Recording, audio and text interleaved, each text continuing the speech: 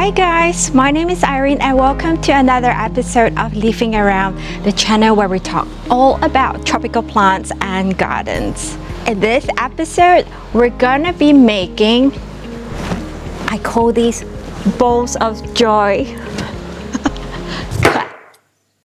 In this episode, I'm going to be sharing with you how to turn your plants into a piece of art, a living piece of art.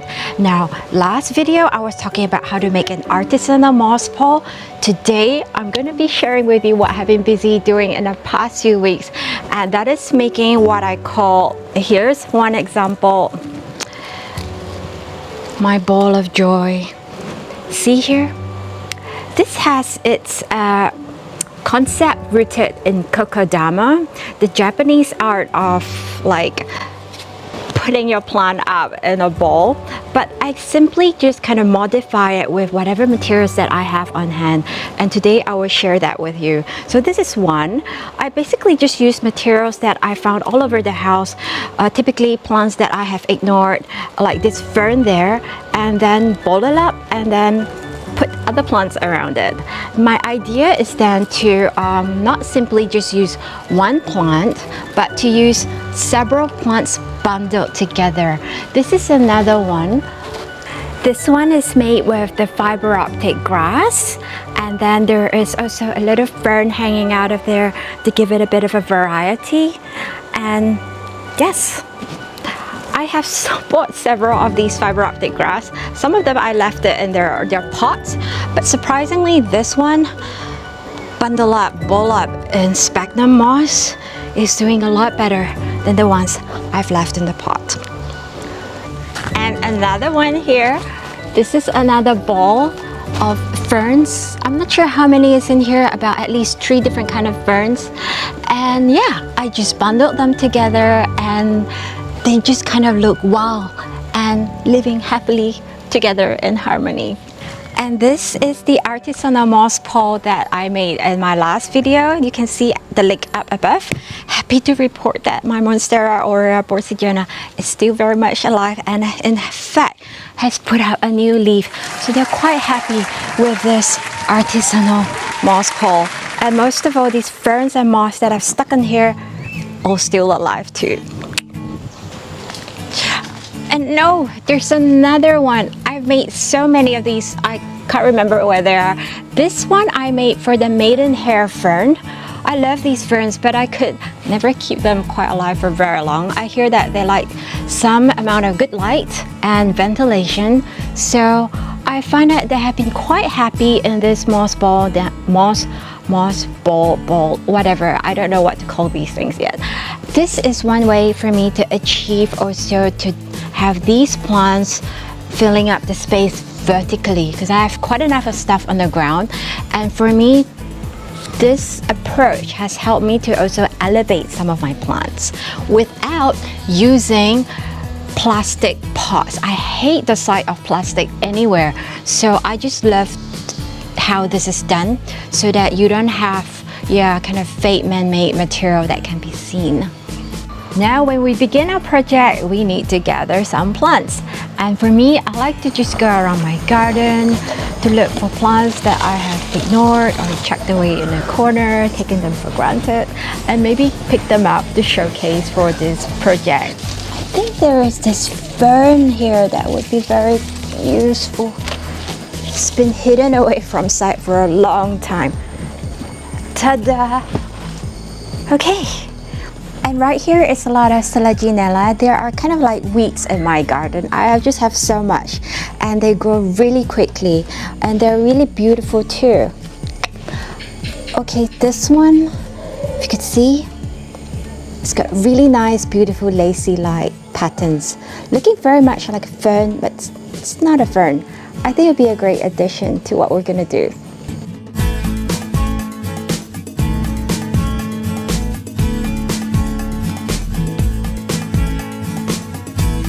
And I might even go ask some plants from my neighbors. She's got this really nice fern thing that's hugging her tree, and I'm sure she won't mind if I ask her for some. Hello, Auntie Anon. I can I come and take your down? Yeah, no problem. Go ahead. Thank you so much. Just enjoy yourself there. Yeah, I will.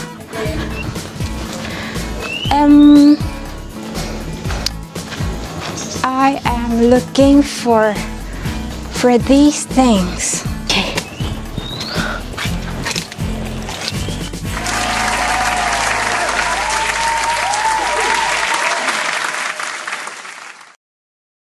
So I've gathered my plants. This is the Selaginella.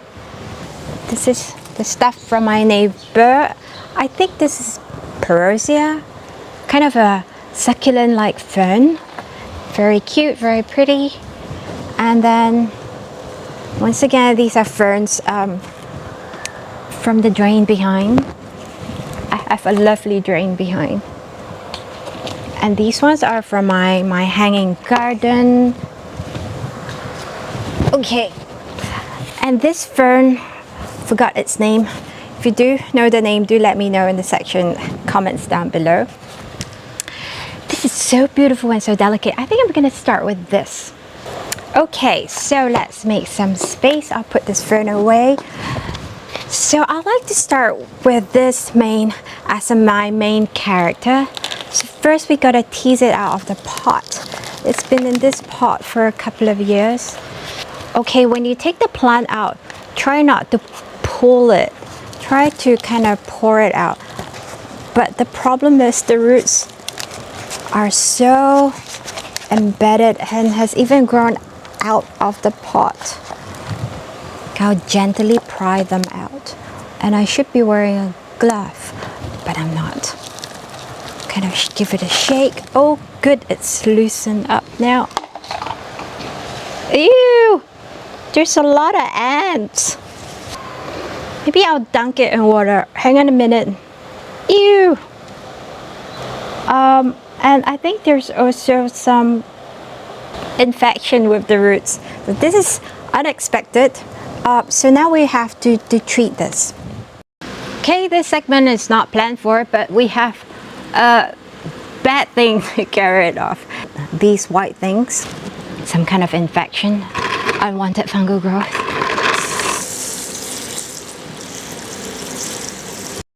Then I will dunk it in water to get rid of most of the soil, which could be contaminated too. Then I would like to sit it in a solution of hydrogen peroxide mixed with water. What ratio, you ask? It's kind of by estimate. Let's say 1 to 5, so not very strong. More water. Hydrogen peroxide is something I use whenever I feel like something is wrong with the roots. And so it does two things. It helps to get rid of any nasty bacterial infection. And then also, oh, this is new, I can't open it. Okay. And this gives it an extra boost of oxygen also. So the roots love it.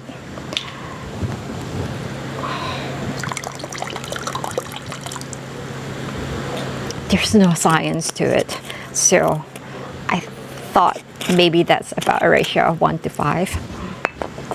And then soak it in there for about 20 minutes, I'll say. While we're waiting for the plant to soak up the H2O2, hydrogen peroxide is also called H2O2, with the additional oxygen molecule, which then your plant's roots would love. This is commonly used as an antiseptic, so also can be used for wounds on your skin too. I got this at a pharmacy. You can get this readily available anywhere. I think you should not handle it with your bare hands like I am doing now. You should always wear gloves for gardening and handling any other chemical, which I'm not doing, but you should. Actually, it says here, and I never knew this, you could use this for a gargle or a mouthwash. It says use 1 dessert spoonful of peroxide in half a tumbler full of water as necessary. Oops, a phone call. Good Yeah, okay, Maso. Bye-bye. I think that was lunch. Or I don't know, a plant delivery. Anyway, I think it's time to take this out. You know, this was not the plan. The plan was this would have been wrapped in soil and then I just pile on sphagnum on top of it and string it and it'll be done. But now we have to figure out a way to get media into this bowl of empty roots now. So I'm gonna attempt to fill out the inside of this, which is now looking so empty. Hope it works. Not entirely planned to do it like this. I think some water will really help.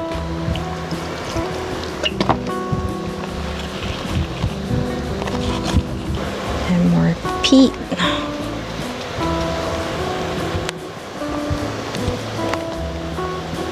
And a dash of vermicast. So just wet the potting media and then pile it in slowly. So I've got this now looking quite steady. I'm just gonna add on this fern that I picked up from the drain just now and maybe place it here. Maybe we could start putting the sphagnum moss on now. So these are sphagnum moss that's been washed and soaked, so it's a little damp. And then I'm just gonna cover the entire structure here with sphagnum sphagnum moss, and then hold them up with a thread. Well, okay, this is a fishing line, a transparent fishing line, and I like to use it because, well, it's transparent, so hopefully you can't see this string here. Okay, so I'll just tie a knot here at the back. And then we are well on our way to just pile on more and more moss all over until it's all done.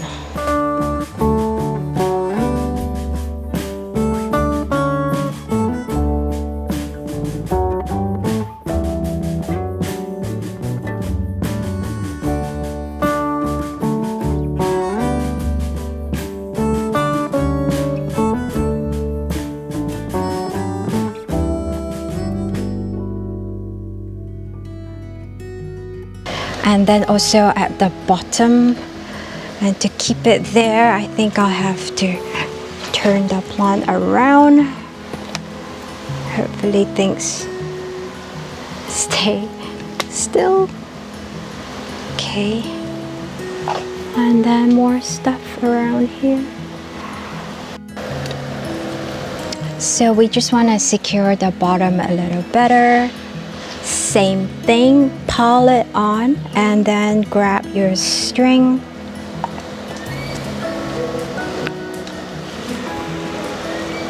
Put it across here, tie through the top.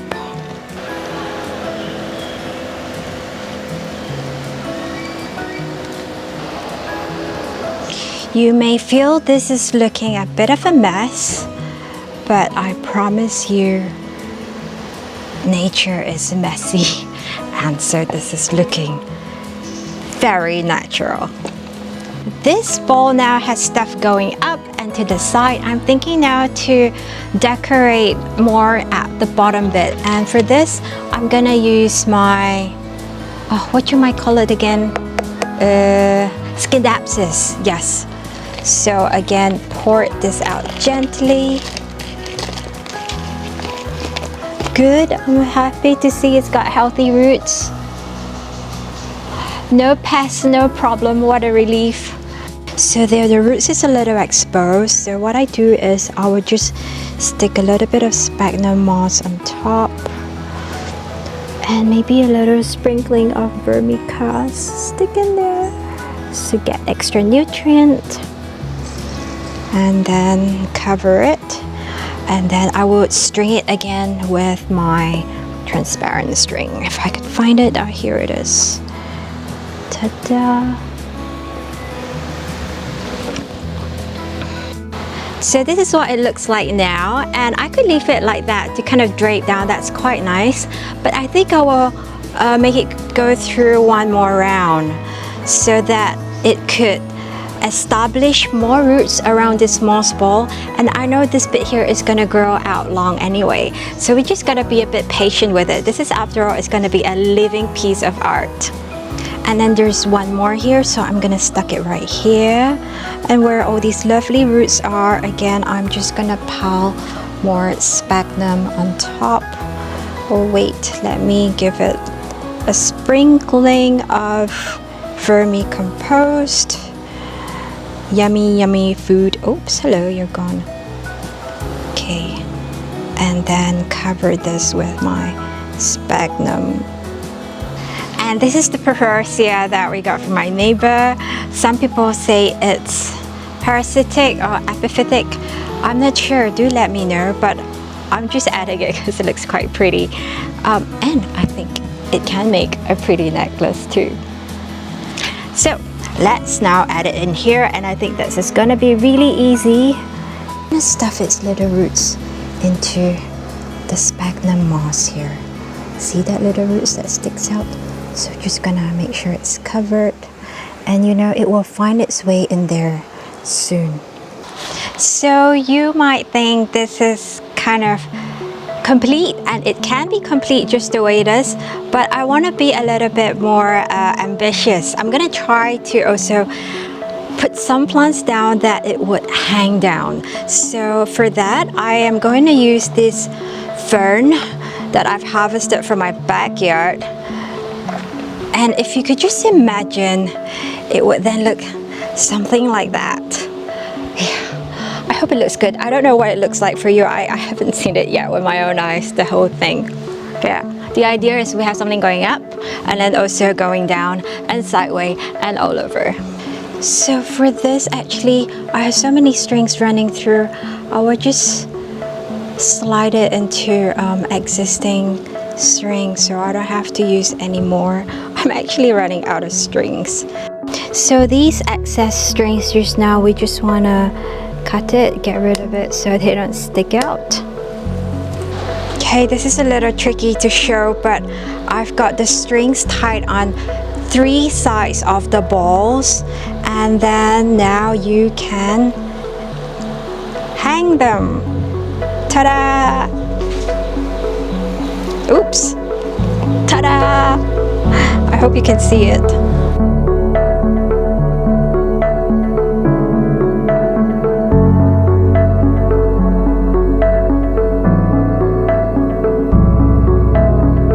I hope you've enjoyed that, and yeah, I know my face is a little dirty, but I have a dilemma because my hands are dirty, and so I can't clean my face. So there you go. This is one that we did just now. Quite an ambitious piece, or you could start out smaller and something that's more simple. I've only got one plant here, and that's a fern, and then that's wrapped up by, I don't know, random plants that I no longer love. So this is a really fun project to do, because you could just use pretty much whatever is hanging around, and also really it's up to your creativity. I can almost always say I don't know what I end up with, and today we end up with something that's looking like this. So farewell, goodbye. I hope you've enjoyed this, and do click on the like button and share it with others whom you think will enjoy this little project too. Bye-bye! 2 chemists walked into a bar. The first one says, "I'll have an H2O." The second one says, "I'll have an H2O too." And he died.